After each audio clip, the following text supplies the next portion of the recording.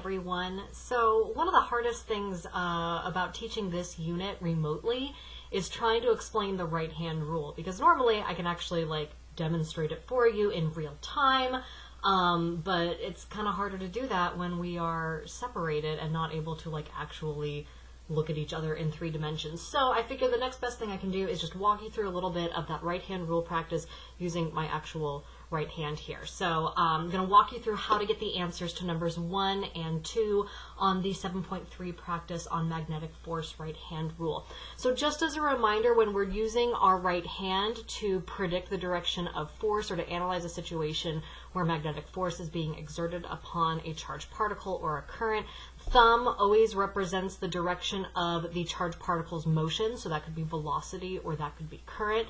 Your fingers always represent the direction of the magnetic field that that particle is passing through, and then your palm represents the direction of the force that is being exerted upon that charged particle. So it's just a matter of like twisting our hand to get it into the proper configuration to figure out what's going on.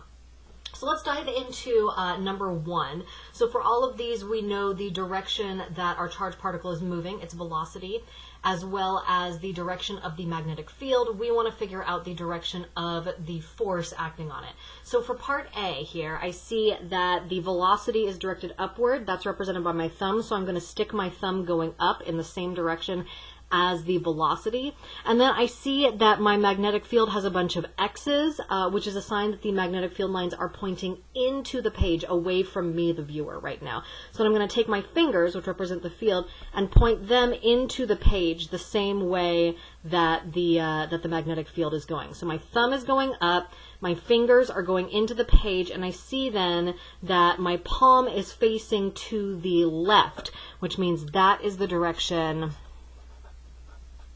of the force acting on my charged particle. So we'll go through that same process again with these other ones. So velocity is still upward, that's my thumb for part B, so thumb goes up, and then the magnetic field lines are pointing to the right, so I'll have my fingers going to the right, and now I see that my palm is facing away from me, going down into the page, which means that the force then is directed into the page away from me.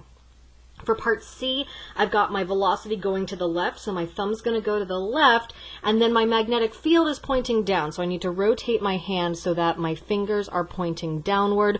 When I do that, I see that my palm is facing out of the page, away from the paper, towards me, so that's going to be the direction of the force is coming out of the page. And then the last one for number 1, I've again got my velocity directed to the left, but now my magnetic field is pointing out of the paper, so I'm going to rotate my hand so that my fingers are also pointing out of the page. My thumb is still pointing to the left, and at this point, my palm is facing upward with respect to the paper. So then the direction of force is upward. All right. So that's how we're going to use our right hand rule to figure out the direction of force given the velocity and the field. For number 2, we're changing this up just a little bit, and here you're given the direction of the velocity of our charged particle and the force that is acting on it, and we need to figure out the direction of the magnetic field. So I'm going to start once again with velocity with my thumb. So here the velocity of the charged particle is directed to the right, so my thumb needs to go to the right. And then the force is directed upwards. And again, my palm represents the force, which means that I need my palm to be facing up towards the top of my piece of paper here.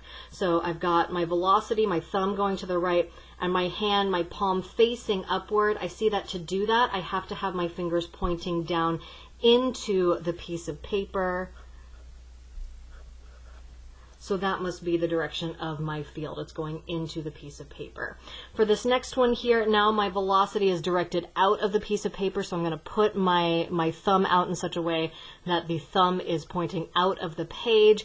And again, my force is directed upward towards the top of the page, so I'm going to position my hand such that the palm is facing upward, and I see that in order to do that, with my thumb still pointing out of the page, my fingers have to be pointing to the right side of the page. So that's the direction of my magnetic field.